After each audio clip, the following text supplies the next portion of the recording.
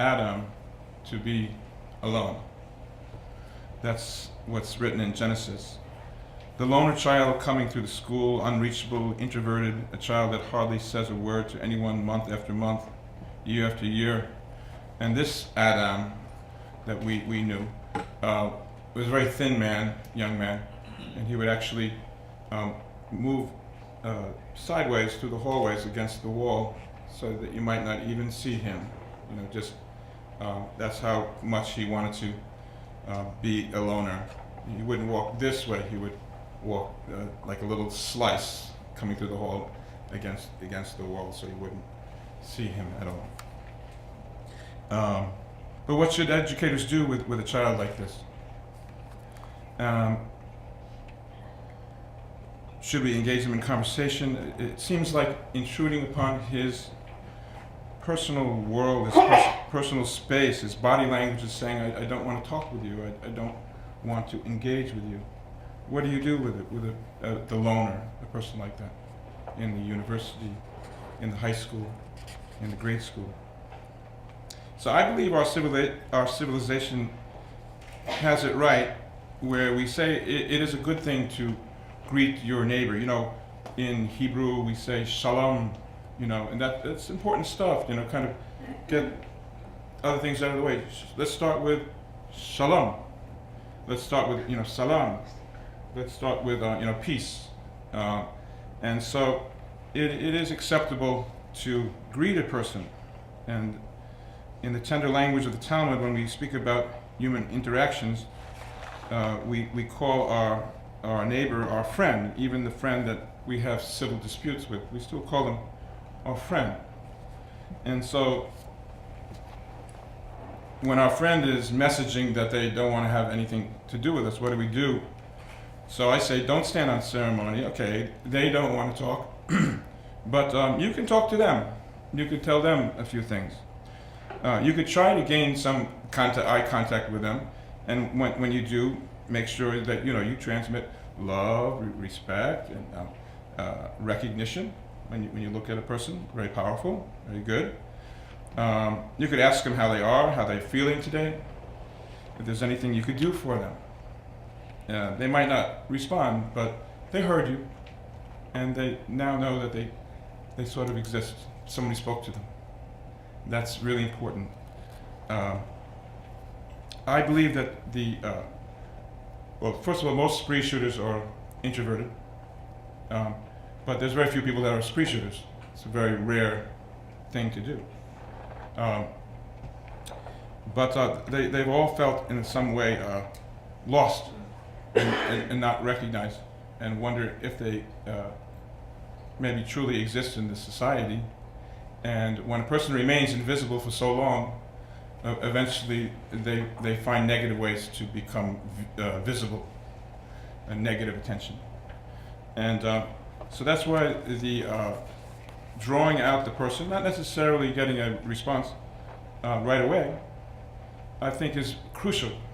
I'll give you an example of two schools in the same dangerous neighborhood.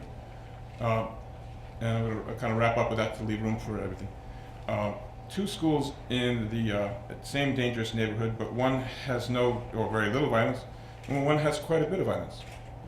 And what's the difference? So in the school with little violence, the principal stands in front of the school at the entrance, and they're all the same, apples to apples as far as the provisions of security.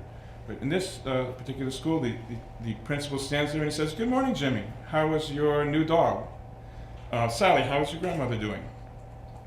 Good morning, James. Oh, you've got a lot of books there today."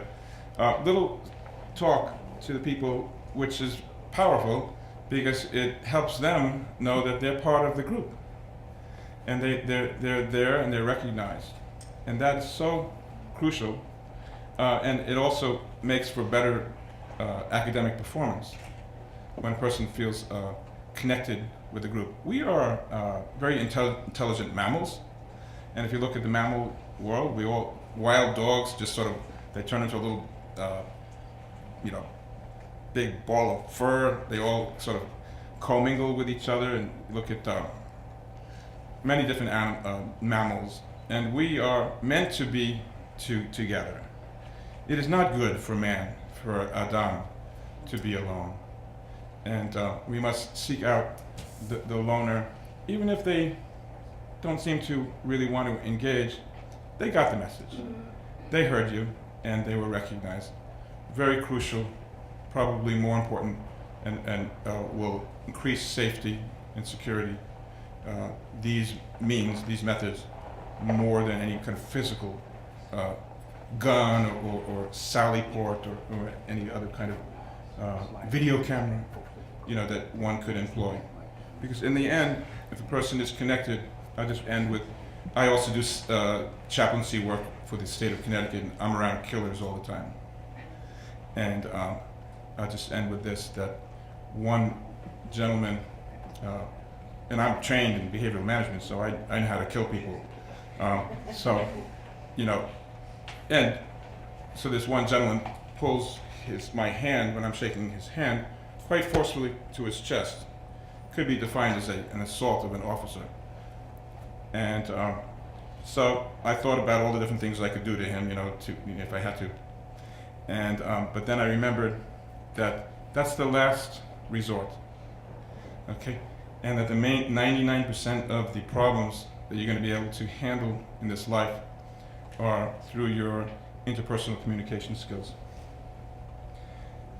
Remember the case with the lady in Georgia with the person that wanted to shoot up the whole school? If you haven't heard that, it's textbook, perfect interpersonal skills. She just nailed it, perfect. So in any case, what did I do? So I thought, okay, I'm a rabbi, so my product is what? My product is God. So he's pulling I reframed it, and he's pulling my hand to his heart because he wants God in his heart, right? He wants spirituality. So I take it to him, and I say, oh, you have a very good heart, my friend. He looks at me, and he goes, Rabbi, we cool.